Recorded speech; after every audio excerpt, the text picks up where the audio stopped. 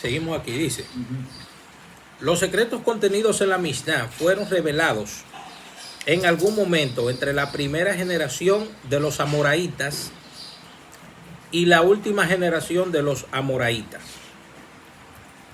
Estamos hablando del año 200 al año 500. Se empezaron a dilucidar todos los secretos de la Mishnah. Nuestra porción es tan solo aquello. Nuestra porción es tan solo aquello porque los amoraitas nos han revelado. Ellos sabían muy bien esto, tal como lo afirmaron ese pasaje de Baba Metzia, donde leímos. Los códigos y las decisiones posteriores son obligatorios siempre y cuando tengan una fuente en el Talmud. O sea, todas las decisiones halágicas, toda la práctica judía, todo tiene que estar basado en el Talmud. Todo eso. Dice el rabino Yom Tov Lipman, dice, aunque la Torá puede ser interpretada de diversas maneras, esto es así solo con propósitos de exégesis. Sin embargo, cuando se trata de verdaderas regulaciones legales, solo podemos confiar en lo que dicen los sabios de Israel. O sea, nosotros más adelante, dentro de unos años, 3, 4, 5 años más adelante, vamos a hablar de exégesis de Torá. O sea, interpretación de la Torá que no viene del Talmud. ¿Entiendes? Pero que no viene, vamos a decir, de lo que dijeron los primeros sabios. ¿Entiendes? Vamos a hablar de exégesis. ¿Entiendes? Porque una cosa es exégesis y otra cosa es interpretación. ¿Entiendes? Interpretación viene de inter. ¿Qué quiere decir inter? De adentro. Y exégesis, ¿de dónde viene?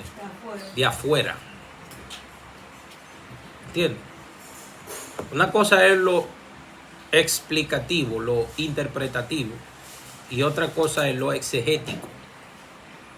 Entonces, en Israel no se utiliza tanto interpretación, sino lo que se utiliza es transmisión. ¿Qué quiere decir transmisión? No de vehículos. Transmisión de lo que viene de atrás. ¿Entiendes? Se transmite De los sabios anteriores. A un judío le preguntaron,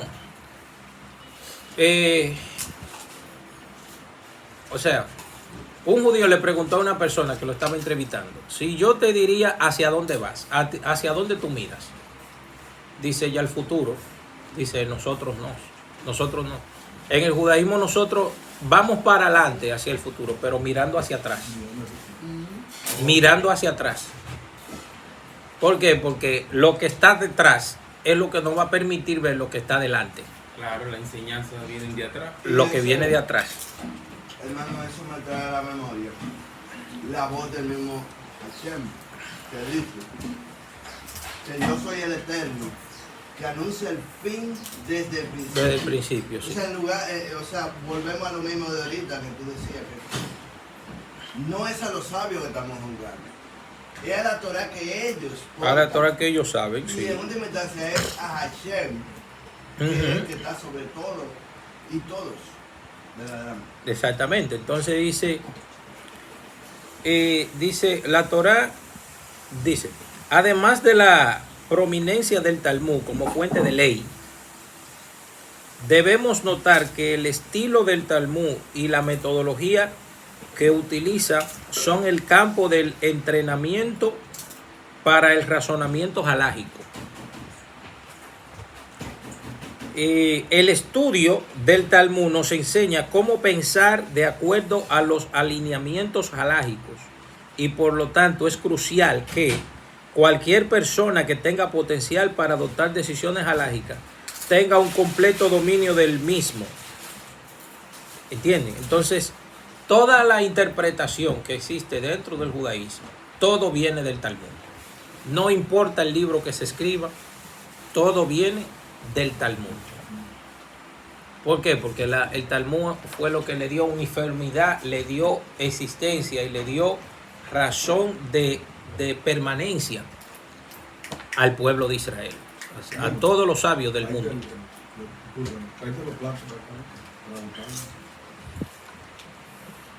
Bien. Parte B. Los Rishonim, primeras autoridades, comentario y codificación y responsa. A través del continuo análisis de los precedentes y de la lógica talmúdica y de su aplicación a los nuevos casos que se van desarrollando, el proceso de las decisiones halágicas continuó desarrollándose incluso después de la explicación del Talmud. O sea, fíjense que la historia de la literatura halágica se desarrolló en diferentes etapas. Y todo esto, una dependiendo de la otra. Cuando nosotros tenemos la Torá, lo único que es considerado palabra de Dios es los 5 libros de Moisés. Pero los libros que vienen después, Yehoshua, Josué, Shoftim, Jueces, Ruth, ¿entiendes? Shamuel Aleph, Shemuel Bet, Melahim, Reyes 1 y 2, Crónicas, Job, etcétera, todo eso es considerado rabínico. ¿Ustedes sabían eso? ¿Quién sabe la respuesta de por qué? Porque los caraítas, lo único que es palabra de Dios para ellos es los 5 libros de Moisés. Bereshit, Shemot, Vayikra, Bamidbar y Devarim. Para ellos es solamente eso que es la palabra de Dios. Ellos no creen en los profetas. ¿Entienden? Ellos no creen en los profetas. Ellos no creen en los salmos. Ellos no creen nada de eso. ¿Entienden la idea? Entonces, ¿por qué eso es rabínico? Porque los rabinos, cuando hicieron el canon, ellos a la Torá le pusieron los profetas ahí. ¿Entienden? Y la Torá está dividida en Torá, Neviín, profetas, y Ketubín, escritos. Entonces, ¿qué hacen los rabinos? Que esos libros también lo agregaron al canon ahí. ¿Entienden? Entonces, eso es considerado interpretación de lo que ya dice la Torá. O sea, el libro de Reyes no es Torá. Torá en el sentido, no con el nivel de Moshe, sino que son registros históricos de cómo actuaban la gente que ya sabían Torá. ¿Entienden ya lo que quiero? Son importantes también porque vienen de la ¿Entienden lo que quiero decir? Yo entendí. Job, Teilín, Salmos, Proverbio, Mishle, los sabios tomaron eso y lo pusieron en el canon del Tanaj. ¿Entiendes? Y se quedaron 3 libros fuera en la época del siglo I. Se quedó Cantar de los Cantares, se quedó Esther y se quedó Ezequiel. Después lo introducieron. Y después, ¿qué ellos hicieron? Fueron estudiándolo y ¡pum!, lo agregaron ahí. En el siglo II de la era común. ¿Entienden ya? Pero lo único que he considerado verdaderamente la palabra de Dios es la Torá nada más. Habló Dios a Moisés diciendo. Ya lo que vienen después son comentarios. Historias, comentarios, etcétera. Entonces de ahí parte el Talmud. Ya. Pero el Talmud tiene menos canonicidad, menos fuerza que los profetas. Pero los profetas tienen menos fuerza que la Torá. Naturalmente. ¿Entiendes? Con lógica, tiene sentido. Los escritos como Job, Teilín, Nehemia, etcétera, ese grupo, tienen menos fuerza que los profetas. Quiero decir algo sobre eso. Me recordé del caso de Jonás, que fue profeta. Él fue encomendado por Dios a dar un mensaje. Sin embargo, él en lo interno, tenía su propia opinión, se puede decir, de lo que era el estado espiritual de la ciudad, la persona, la gente que él le iba a proclamar el mensaje. Entonces, me gusta porque aparece Dios dialogando con él. O sea, mientras él está como a regañadientes cumpliendo la misión.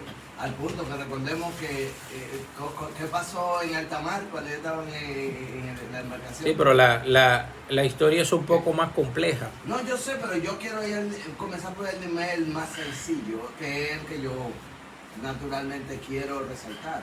O sea, yo quiero resaltar que, como tú bien dices, los profetas están en un plano secundario. Claro. Y el mismo Hashem nos hace a nosotros que leemos la historia desde fuera, que nosotros no somos Jonás, ¿verdad? Precisamente. Sí. Nosotros podemos comprender, pero si hubiéramos sido Jonás, probablemente hubiéramos hecho lo mismo que él. Pensemos. Porque a veces es muy fácil uno ver las cosas de afuera. Pero No, cuando tú la ves desde afuera es fácil. Eso es como sí, el que está jugando dominó y el que ve de afuera. Sí, caminando los Sí, yo jugadores. sé lo que tiene aquel. Y... Sí, tú estás viendo lo que tiene el otro, estás viendo lo que tiene este, estás viendo lo que tiene el de allí. Y hasta le da la vuelta a la mesa pero eso y no- le dice al que está detrás de mí, este es un mal jugador, debiste Sí. jugar esa. Pero porque tú lo estás viendo. Pero porque tú lo estás viendo de los otros. Ahora, ¿qué es lo bonito? ¿Qué es lo bonito que uno descubre en ese juicio? Porque era una profecía que decía, en 40 días será destruida Nínive. Parecía una cosa ya fatal. Entonces, lo que consideraba Jonás era como que no valía la pena dar ni siquiera el mensaje. Si ese era el dictamen divino. Sin embargo, era otra la lección que le tenía. Lo que pasa es que el Talmud dice que años anteriores a él le decían el profeta mentiroso.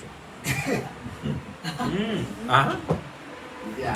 Eso es bueno saberlo. Sí, a él le decían el profeta mentiroso, pero no era porque hablaba mentira. No, porque él decía una cosa Y Él, Dios- él decía una cosa y pasaba otra. Porque Dios, por eso, porque Dios lo que quería era advertir. Entonces Ajá. también Jonás tenía otra cosa, que Jonás tenía Entiende. un problema de temperamento. Por ejemplo, lo que pasa es que hay cosas que el texto hebreo presenta, dice, Jonah, así es que se dice su nombre. Jonah. Jonah, Ben Amitai. Ben Amitai. Amitai viene de la palabra emet, que significa verdad. Venga, verdad. Verdad. Amitai, emet. Entonces, Hashem le decía a él, vete, dile que va a pasar esto. Entonces la gente volvía en Teshuvah y no pasaba nada. Entonces, Se arrepentían. se arrepentían. Él era como el pastor ese que decía, ahí viene el lobo, ahí viene el lobo. Y al final fue verdad. Al final fue verdad, pero nadie le creyó. Ajá. Entonces, ¿qué pasó? Él le dice, ve a Nínive, dile que se vuelvan de su mal camino. ¿Por qué él se va? ¿Ya le llegan la idea? Claro, porque él no quería que se... No. La idea es que él sabía que no iba a pasar nada. Ya él daba... Eso- es lo que te digo, que Es estaba que él, sentado. sí, ya él estaba como prejuiciado. Él decía, no va a pasar nada. Entonces, por Sí, eso, está gracioso eso. sí, es gracioso. Entonces, fíjense, ¿por qué para comprobar un profeta hay que esperar que suceda algo y no malo, sino bueno? Sí, es porque para bien. ¿Le llega la idea? ¿Por qué?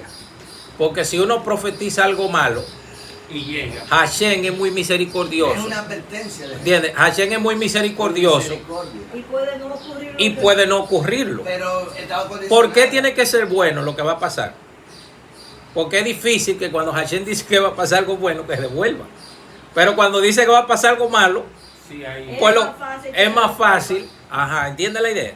Claro. ¿Cómo es que uno descubre un profeta verdadero? Él tiene que decir algo bueno y eso bueno tiene que pasar. Lo bueno que dicen. Lo bueno, no lo malo. No son los profetas Porque lo malo cualquiera lo dice. Sí. Cualquiera, aunque no sea profeta, puede decir algo malo y decir, mira, a ti te va a pasar tal cosa. Pero eso es lo que hace la adivina y la... ¿Entiende? La mujer esa que te lee la carta. Ah, sí. ¿Tú ves? Pero cuando uno dice algo bueno, cuando usted dice algo bueno, eso bueno tiene que suceder. ¿Entiende ya? Sí. O sea, Hashem tiene que cumplir ahí. ¿Tú ves? Y ahí entonces que uno se da cuenta que el profeta es verdadero. Wow, qué interesante. Entonces quiero completar con esto. Cuando llega un momento que Jonás es lanzado al mar, entonces sale al tercer día sale del gran pez, que tú me explicaste que no es una ballena. Que hay gente que, por ejemplo, donde dice el fruto del bien y del mal, leen manzana. Pero, ¿dónde fue que se No, no, eso es una mitología. No, voy a Dilo. Lo que pasa es que estaba haciendo Sí, estaba haciendo Porque son concordancia, frutos, en realidad. como un ejemplo. Con lo que quiero terminar Sí. es con el tratamiento que Dios le da a Jonás. Dios no es como Jonás se lo estaba imaginando. O sea, Jonás se enojó mucho. Finalmente, cuando vio brotar de la tierra milagrosamente una higuera, ¿y qué hizo Dios? Con esa misma higuera que la hizo brotar de una manera, de una manera milagrosa, en una noche ya estaba dando fruto. O sea que eso era operación de quién? De Hashem. Sin embargo, Jonás no pudo ver la relación. Cuando Dios le secó la planta, fue para darle una lección. Entonces Dios le pregunta a Jonás, antes de darle la lección, le pregunta, ¿por qué te enojas tanto? Yo me imagino que Jonás se debe haber quedado mudo cuando Dios le preguntó eso. Lo desarmó, muchachos. No, Le dijo lo de que fue claro, una lección claro. de misericordia para que él mismo aprendiera a ser misericordioso. Entonces, eso es Dios que es No, sabio. él, lo que pasa es que ya él traía su pensamiento, su prejuicio y sabía que Hashem se devuelve fácil. Entonces, Es grande en misericordia, y por eso pero es que tardo. Lo más hermoso es lo que dice Jonás. Para la Eso ira. lo voy a recitar. Porque bien sé, dijo Jonás, que eres Dios misericordioso, tardo para la ira y grande en misericordia y fidelidad. Entonces eso es lo que quiere decir. Fíjense, dice el Rab Aryeh Kaplan, Manual de Pensamiento Judío, dice: después del cierre del Talmud, los Geonim transmitieron la Torá intacta. La principal obra del Talmud llegó a su fin con la muerte de Rabina. ¿Recuerdan? Rabina. Año 4259, que es igual al año 499 de la era común. ¿No entienden ese lío? ¿O sí lo entienden? Usted lo explicó una vez. ¿Eh? ¿Usted lo entiende, Sara? Claro, pues. Año de la creación, Ajá. 4299. El calendario hebreo. Exacto. Y calendario católico, año 499. Es de C a C. Ajá. Y decimos No. S. S Sí, pero y CE. en este lado se dice AC y de Ajá, C. ajá. Entonces dice, esto dio comienzo al periodo de los Saboraín. Empezó una nueva era. Cuando muere Rabina, se termina la época de los Amoraín. Se terminó ahí ya, con la muerte de Rabina. Entonces, eso da inicio a la siguiente era que se llama Saboraín. Rabanán Saborai, que quiere decir personas examinadores de la ley. Ellos eran examinadores del Talmud, quienes llevaron a cabo algunas correcciones. ¿Ven por qué son Saborá? Porque empezaron a corregir, porque son humanos los que están escribiendo, ¿verdad que sí? Entonces, ¿qué hicieron ellos? Vamos a corregir a ver si hay alguna falta ortográfica por aquí, por allí, etcétera. Porque acuérdense que no habían imprenta en ese tiempo, no hay imprenta. Estamos hablando del año 499. Está todo el mundo escribiendo. Ni de internet ahí. No hay nada. Entonces, ¿qué hacen ellos? Corregir los textos. Entonces, como ellos son correctores, en hebreo se dice Saboraín. ¿En qué tiempo duraron ellos? Año 500 al año, bueno, del 400 al año 600. Ellos duraron 200 años corrigiendo, estudiando y corrigiendo. Wow, eso fue algo minucioso. Claro. Varias generaciones. 4 generaciones. No sabía. 4 generaciones. Estudiando y corrigiendo. Claro, también escribiendo, porque ellos Y cada generación le da seguimiento a lo que hacía. a lo que hacía la generación anterior. ¿Me entiendes? O sea, que eso fue algo minucioso. Claro. Pero, ¿saben cuántos años estudiaron la Mishnah los rabinos de Israel? 150 años estudiaron la Mishnah. ¿Y los rabinos de Babel, cuánto? 400 años estudiaron la Mishnah. O sea, 250 años más que los rabinos de Israel. ¿Ustedes saben lo que es estudiar la Mishnah por 400 años? 8 generaciones. Imagínense. Todo eso para llegar al día de hoy. Pero fíjate que ellos tuvieron continuidad, por eso es que se tiene un valor extraordinario. Claro. Han podido realmente ser lo que es.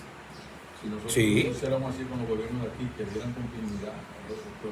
Mira, fíjense de esto. Esto dio comienzo al periodo de los Saboraí, Rabanán Saborai, quienes llevaron a cabo algunas correcciones y comentarios finales del Talmud y agregaron unos pocos pasajes. O sea, fueron algunas comitas por aquí, algunas palabritas que tenían por allá, las fueron agregando. O sea, lo editaron, es lo que es la palabra correcta, editarlo.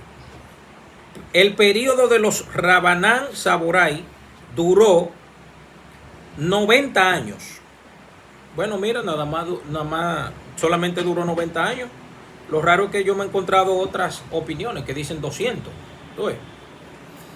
Hasta el año 4349, que es el año 589. En algunos lugares ellos escribieron las decisiones finales de las halajot discutidas en el Talmud, debido a que los Saboraín dirigían las academias que incluían a todos los sabios de la época. Sus decisiones son tan obligatorias como aquellas del Talmud. Estoy pasado de hora, señores. Vamos a dejarlo hasta aquí. Vamos a dejarlo hasta aquí. 5:55. Sí. Y bueno, estamos terminando ya esto. Claro. Acuérdense, hay que imprimir el material El Ser Judío. Hay que imprimirlo, que lo vamos a estudiar página por página, cada uno leyendo ahí.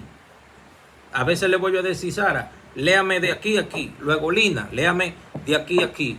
Máximo, léame aquí. Ángela, léame aquí. Ariel, léame aquí. Juan, léame aquí. Luis, léame aquí. Ya, Bien. tú no tienes adelantado, ¿verdad? Sara. Yo voy a adelantar. Señores, nos vamos. Acuérdense que Chava no se puede despedir. No. Juan, vámonos, que yo tengo que ir a una clase. A darle los dedos. Sí, déselo a Ángela, ¿a usted o a Máximo? Se lo damos a Máximo. Sí, déjame ir para los aportes. ¡Alfari! Tengo aquí. Eso no lo ponga ahí, digo sí. Pásame.